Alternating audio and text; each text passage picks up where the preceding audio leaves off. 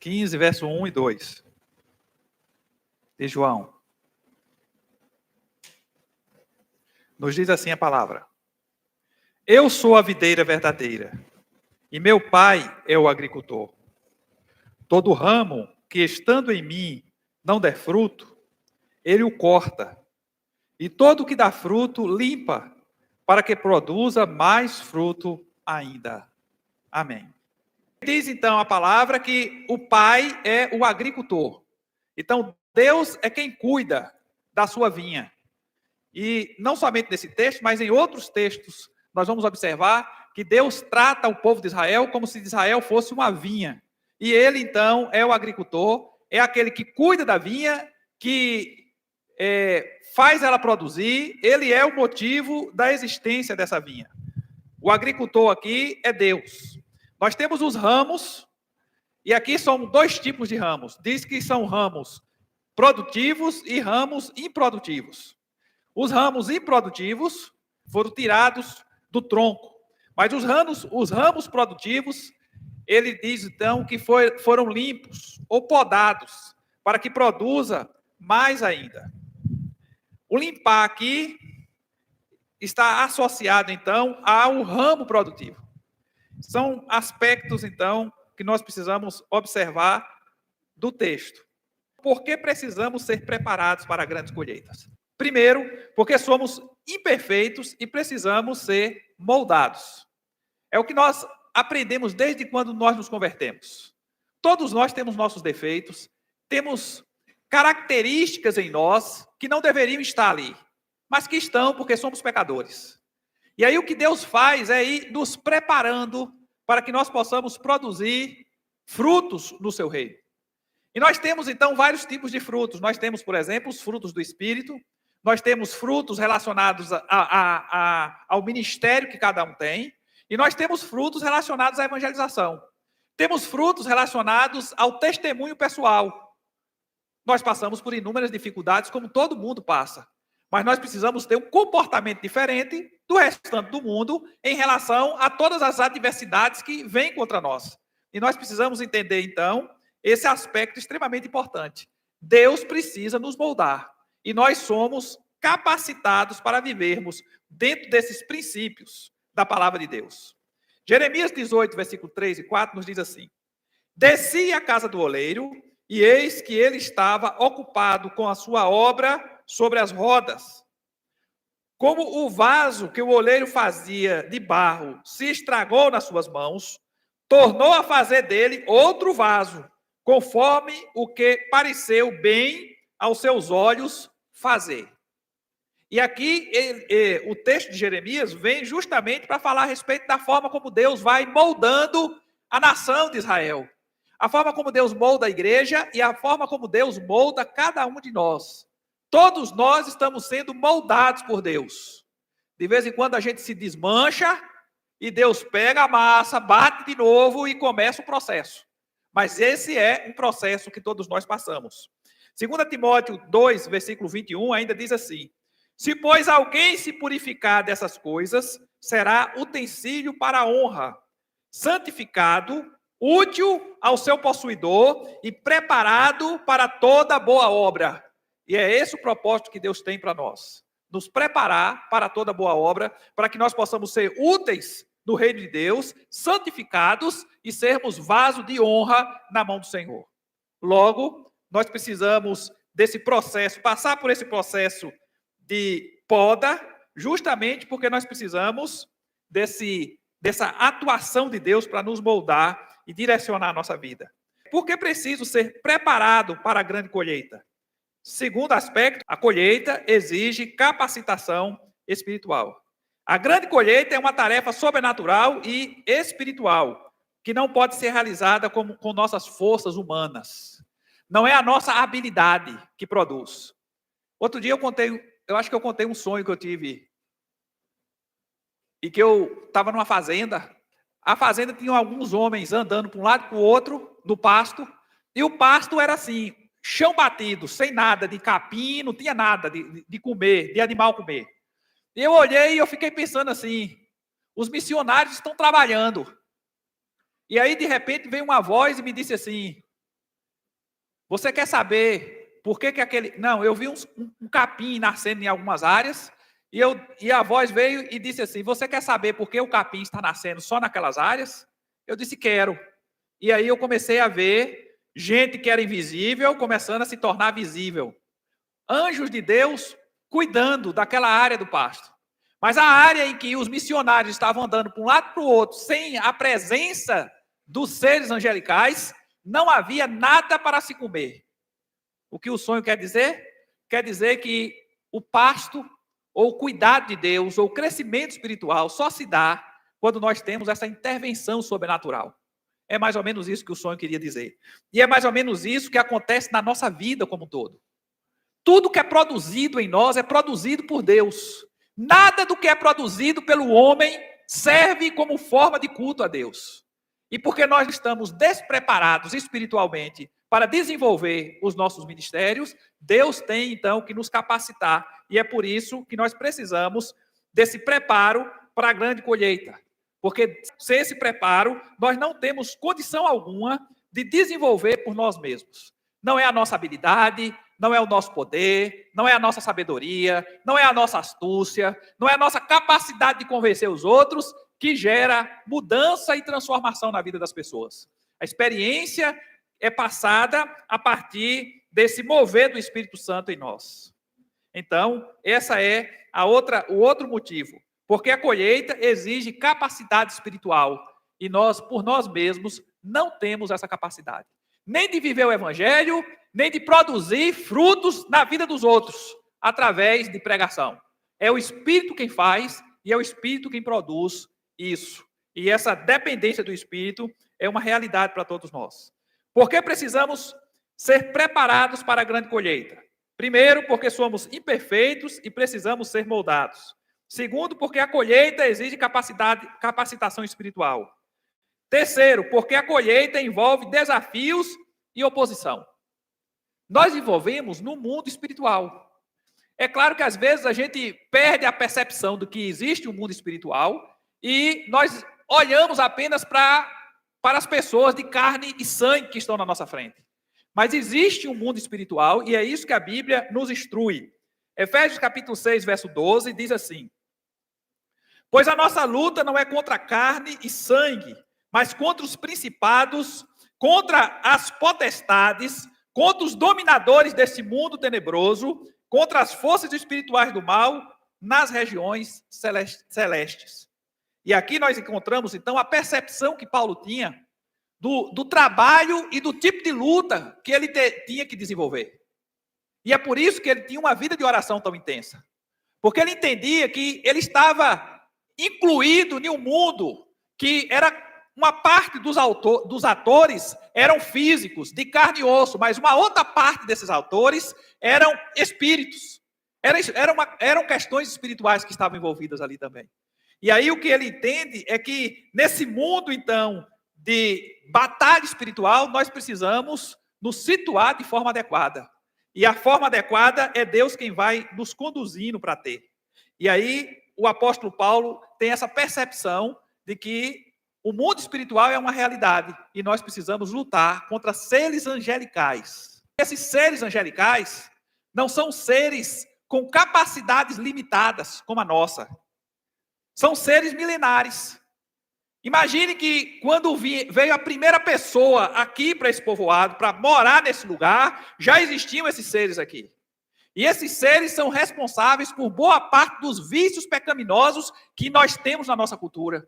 E por todas as coisas ruins que aconteceram durante a história do nosso povoado, nós temos esses seres participando ativamente, manipulando pessoas, manipulando famílias, manipulando pecados, manipulando estruturas que vão sendo formadas para manifestar a vida pecaminosa no lugar. Esses seres estão aqui.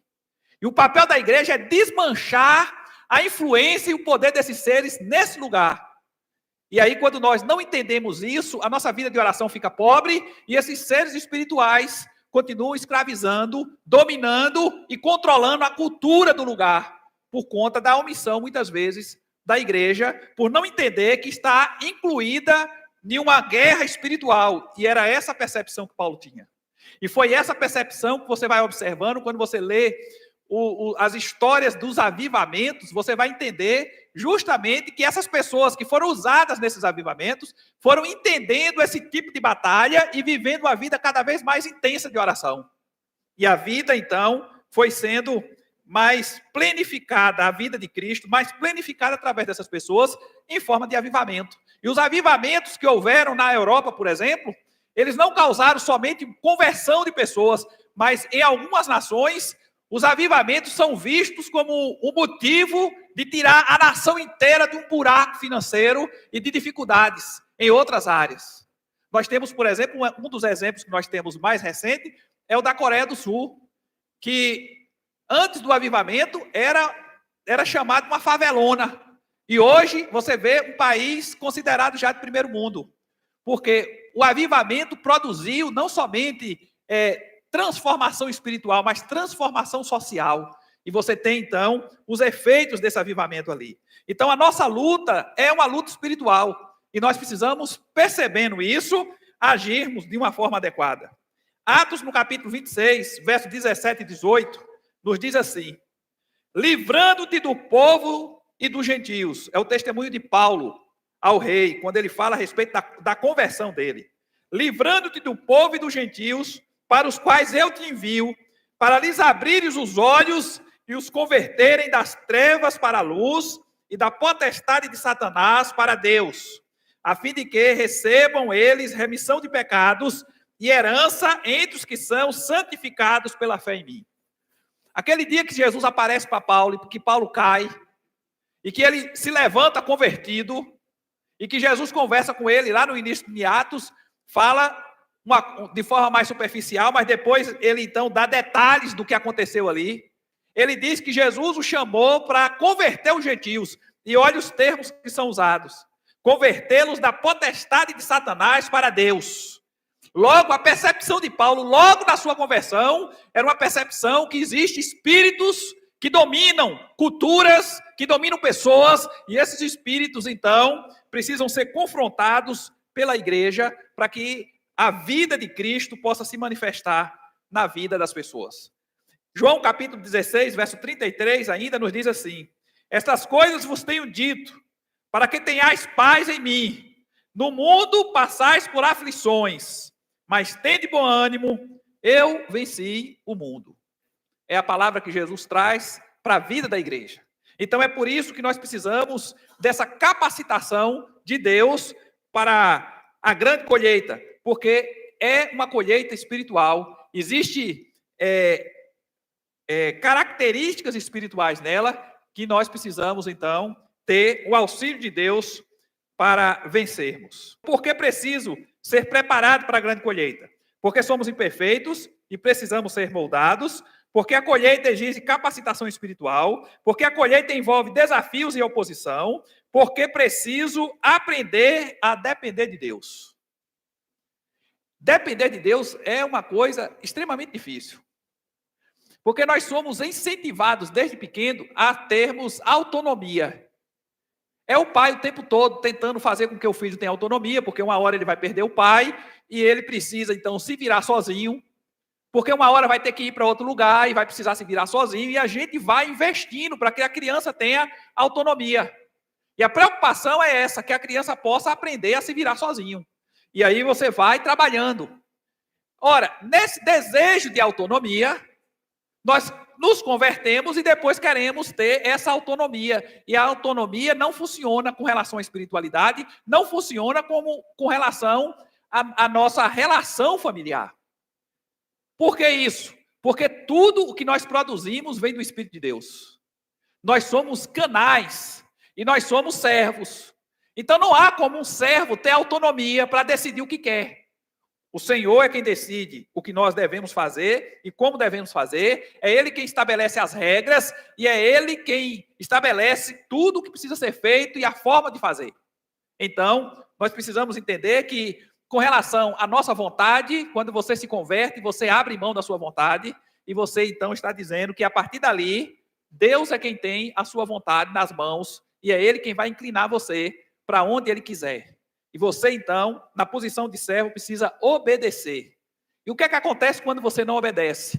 você se torna uma pedra de tropeço no lugar onde você está. Você se torna uma referência ruim do evangelho no lugar onde você está. E você atrai sobre si juízo de Deus no lugar onde você está. Então é por isso que nós precisamos dessa intervenção, porque nós precisamos aprender a depender de Deus.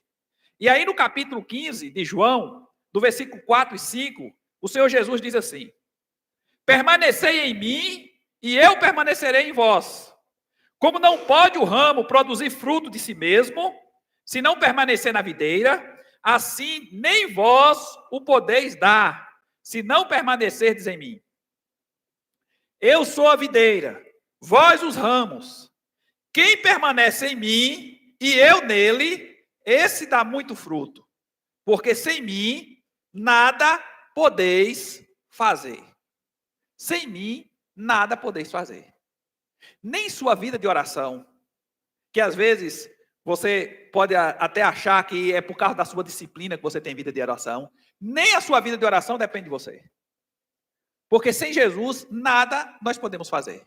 Então a sua vida de oração, a sua vida devocional, a sua vida de santificação, tudo isso é fruto de uma intervenção sobrenatural de Deus na sua vida, de um despertamento que Deus traz para a sua vida. E você precisa, compreendendo isso, ter uma atitude sempre humilde. Principalmente quando você está lidando com outras pessoas que não têm o nível de espiritualidade que você tem. Porque se você tem um nível melhor do que o outro, é porque Deus já trabalhou áreas na sua vida para você crescer. Mas isso não é sinal de que você tem algum mérito na conquista que teve, porque foi Deus quem produziu isso em você. E essa precisa ser sempre a nossa percepção. 2 Coríntios 12, verso 9, ainda diz assim: a minha graça te basta, porque o poder se aperfeiçoa na fraqueza. É o apóstolo Paulo intercedendo diante de Deus para que Deus tirasse o espinho na carne que ele tinha. E o que Deus diz é: você precisa desse espinho na carne, porque senão você vai se ensoberbecer. A providência de Deus para a vida de Paulo, até nas limitações que Deus tinha dado a ele. Deus concede essas experiências para que nós possamos, então, ter uma atitude humilde. Porque eu preciso ser preparado para a grande colheita. Porque somos imperfeitos e precisamos ser moldados. Porque a colheita exige capacitação espiritual. Porque a colheita envolve desafios e oposição. Porque precisamos aprender a depender de Deus. Porque a colheita é eterna e requer excelência. Excelência. Por que Deus trabalha no nosso caráter? Porque Ele quer que nós tenhamos um caráter excelente. Por que Ele vai trabalhando na nossa forma de viver, no seu modelo de família, nos seus valores? Porque Ele quer que você alcance a excelência. E você só alcança a excelência se Ele for trabalhando na sua vida. Então você está sendo preparado para se tornar excelente naquilo que faz. E a excelência não é somente com relação a caráter. A excelência é com relação a tudo que você faz. Você prega, por exemplo, e você vai pregando e pregando e pregando, com o tempo você vai se tornando cada vez mais habilidoso com a pregação. Cada vez mais desenvolvido nessa capacidade de se expressar. Por quê? Porque você vai treinando e você vai desenvolvendo excelência.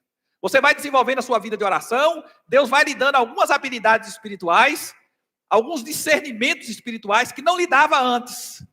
Para quê? Para que você experimente coisas mais excelentes no desenvolvimento da sua espiritualidade.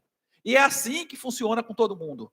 Você vai buscando e Deus vai derramando da sua graça e da sua providência sobre a sua vida. E você, então, vai experimentando esse requisito de excelência no decorrer da sua vida cristã. Então, quem busca a Deus e quem leva Jesus a sério, ele, então, desenvolve essa melhoria no decorrer da nossa vida. Mateus capítulo 9, verso 37 e 38, diz assim: então disse aos seus discípulos: a seara é grande, mas os trabalhadores são poucos. Rogai, pois, ao Senhor da seara, que mande trabalhadores para a sua seara.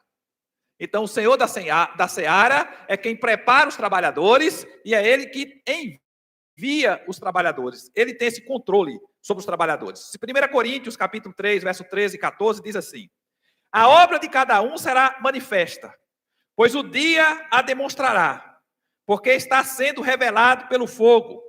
E qual seja a obra de cada um, o fogo a provará. Se permanecer a obra, que alguém sobre o fundamento edificou, esse receberá galardão. Então, existe um fundamento para que nós possamos edificar as nossas obras. Quando esse fundamento é deixado de lado, por melhor que sejam as suas obras, elas não são consideradas em relação ao galardão que nós vamos receber. Que essa percepção da poda possa gerar em nós uma paciência maior quando nós passamos por dificuldades. Porque a poda dói, ela traz um certo sofrimento, mas ela vai redirecionar a nossa vida, vai mudar os nossos valores, vai mudar a nossa forma de pensar, vai mudar a nossa forma de fazer as coisas que fazemos no nosso dia a dia. A poda vai gerar em nós uma espiritualidade mais sadia, vai expor certas coisas de nossas vidas, que nós escondemos, mas vai fazer de nós também pessoas livres, pessoas saudáveis, que crescem espiritualmente, que desenvolvem sua espiritualidade de forma abençoadora. Vai fazer de você uma referência de espiritualidade. Vai fazer de você alguém edificante por onde você passar. A sua espiritualidade vai vazar de você. Como Jesus disse a respeito do Espírito Santo, que seria como um rio de água viva, fluindo do interior. E esse rio de água viva vai trazendo vida para as pessoas que vão convivendo com você. Então, todos nós precisamos dar poda, porque precisamos dar frutos. E se você acha que está dando fruto na sua plenitude, Deus vai lhe visitar para você dar mais fruto ainda. Porque é isso que Ele vai produzindo em nós. Então, essa percepção precisa crescer em nós. Você está passando por alguma dificuldade, às vezes Deus está trabalhando na sua área financeira e você está passando algumas dificuldades nessa área. Talvez Deus esteja trabalhando na sua área física. Talvez esteja passando na sua área emocional. Talvez é na área familiar. Ele está lhe moldando, porque Ele não perdeu o controle da sua vida. Ele continua no controle. Ele é o agricultor que cuida de você e que direciona a sua vida para onde Ele quer. Os seus anjos estão à sua disposição e a sua exposição a qualquer tipo de dificuldade ou perigo está dentro do propósito que Ele tem para a sua vida. Então, passe por esse momento buscando o Senhor, desenvolvendo sua vida de oração, buscando ler mais a palavra, porque é apenas uma fase na sua vida. E você vai passar por essa fase e vai colher muitos frutos da intervenção de Deus e da bênção de Deus sobre a sua vida. É essa percepção que nós precisamos ter. Nós temos um agricultor, Deus, que cuida de nós e que Ele está trabalhando para fazer de nós pessoas melhores, pessoas mais abençoadoras para a sociedade em que vivemos, para a família onde estamos inseridos, para o lugar onde trabalhamos. Deus quer que nós estejamos mais frutíferos aonde estamos. E é por isso que Ele está nos podando, nos moldando e nos direcionando para sermos bênçãos na sua mão. Amém? Que Deus então nos abençoe. Nós vamos levantar e vamos orar.